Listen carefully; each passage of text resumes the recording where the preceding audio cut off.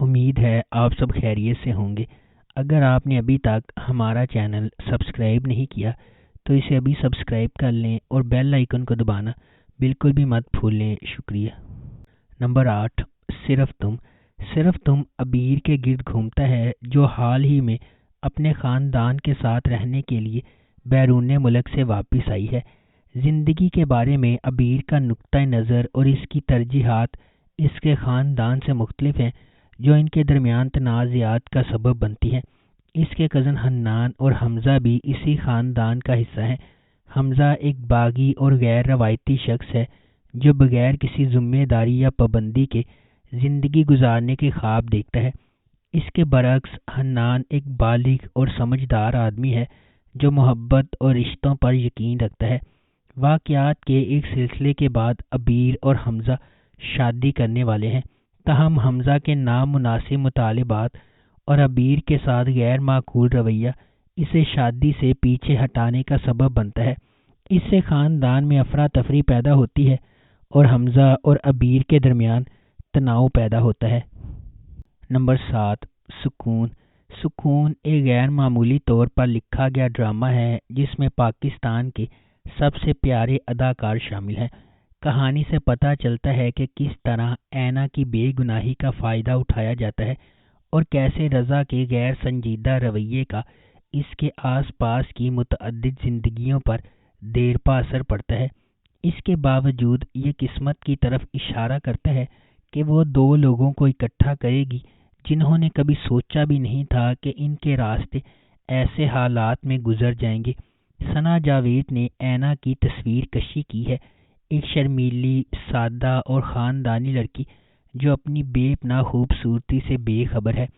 احسن خان ہمدان کا کردار نبھا رہے ہیں، ایک محبت کرنے والے اور قابل اعتماد تاجر جو اچھی طرح سے آباد اور عزت دار ہیں۔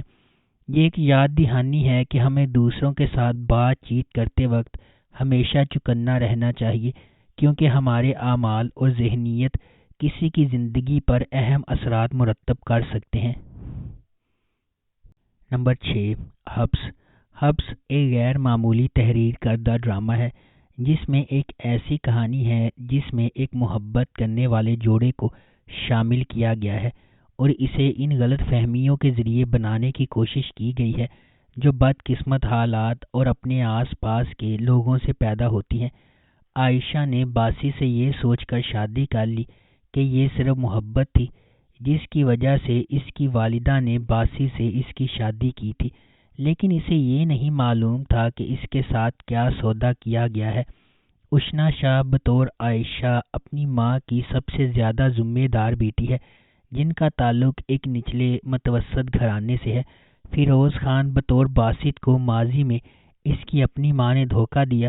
جیسا کہ اس کا ماضی اسے پریشان کرتا ہے، اس کے پاس عام طور پر خواتین کے ساتھ اعتماد کے مسائل ہیں۔ اس کا تعلق ایک اچھے لیکن ٹوٹے پھوٹے خاندان سے ہے۔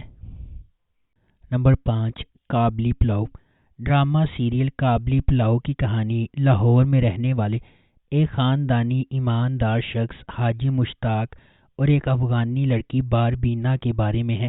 وہ اتفاقاً اس وقت ملتے ہیں جب باربینا اپنے گھر سے دور ہوتی ہے اور اسے مدد کی ضرورت ہوتی ہے۔ حاجی مشتاق اس کی مدد کرتا ہے اور اسے اپنے گھر لے جاتا ہے۔ باربینا ایک معصوم لڑکی ہے جو اپنی زندگی میں جدوجہد کر رہی ہے۔ اسے محفوظ رکھنے کے لیے حاجی مشتاق کو اس سے شادی کرنا پڑتی ہے، لیکن آخر کار وہ اس سے محبت کرنے لگتا ہے۔ خوبصورت سبینہ فاروق ڈرامہ سیریل کابلی پلاؤ میں باربینا کے روپ میں نظر آ رہی ہیں۔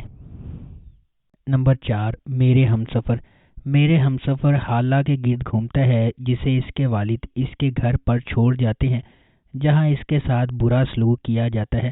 بعد میں اس کا کزن بیرون ملک سے واپس آتا ہے اور اس سے شادی کرتا ہے اور اسے وہ عزت دیتا ہے جس کی اسے ہمیشہ ضرورت تھی۔ حالہ کو اس کی تائی جان نے ساری زندگی بدسلوکی کا نشانہ بنایا۔ اس کے کزن حمزہ نے اسے عزت اور پیار دیا۔ اس ڈرامے کو پاکستان، بھارت، بنگلہ دیش اور نیپال میں بہت زیادہ مقبولیت ملی۔ حالہ اور حمزہ کی کیمسٹری کو شائقین نے بے حد پسند کیا۔ نمبر 3، خمار ایک لازوال محبت کی کہانی ہے جو معاشرتی طبقاتی اختلافات سے پیدا ہونے والے چیلنجز اور ان سے پیدا ہونے والی نیگیٹیوٹی کو تلاش کرتی ہے۔ خمار معاشرتی توقعات اور چیلنجز کے سامنے محبت کی پیچیدگیوں کو تلاش کرتی ہے۔ مختلف پس منظر سے تعلق رکھنے والے دو افراد فائز اور حریم اپنی زندگی کو تقدیر سے جڑے ہوئے پاتے ہیں۔ فائز ایک متمول گھرانے میں پیدا ہوا حریم سے بالکل مختلف ہے جو ایک نچلے متوسط طبقے کے پس منظر سے تعلق رکھتی ہے۔ ان کے اختلافات کے باوجود قسمت ان کے راستے ایک ساتھ باندھتی ہے۔ حریم اپنے بھائی روفی کی تعلیمی ضروریات اور اپنی والدہ کے طبی اخراجات کے درمیان پوری تندہی سے کام کر رہی ہے۔ اسے متعدد رکاوٹوں کا سامنا ہے۔ اپنی جدوجہد کے درمیان فائز روفی کا ایک دوست خاموشی سے ان کی مالی مدد کرتا ہے اور حتیٰ کہ حریم کے لیے کام بھی لیتا ہے، حالانکہ وہ ہوشیاری سے کام لیتا ہے۔ نمبر 2، تیرے بن۔ میرب ایک پرجوش اور خوبصورت نوجوان لڑکی ہے جو اعلیٰ تعلیم حاصل کرنا چاہتی ہے۔ اس کی پوری دنیا اس کے والدین کے گرد گھومتی ہے اور وہ ان پر سب سے زیادہ یقین کرتی ہے۔ اس کی مضبوط اور پراعتماد شخصیت اسے اپنے آس پاس کی سماجی ناانصافیوں کے خلاف کھڑا کرتی ہے۔ اس کے برعکس مرتسم کا تعلق ایک طاقتور اور بااثر خاندان سے ہے۔ وہ اپنے خاندان کے اخلاق اور روایات کا احترام اور قدر کرتا ہے اور خاندان کو نیچا دکھانے سے انکار کرتا ہے۔ میرب کی زندگی ایک غیر متوقع موڑ لے لیتی ہے جب اسے اپنی اور مرتسم کی زندگی کے بارے میں اپنے خاندان کے فیصلے کے بارے میں پتہ چلتا ہے۔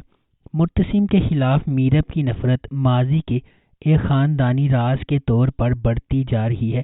مختلف پس منظر اور ذہنیت سے آتے ہوئے مرتسم کو میرب کے اپنے تئیں متکبرانہ رویے کا احساس ہونے لگتا ہے اور وہ اسے اپنے لیے ایک چیلنج سمجھنے لگتا ہے۔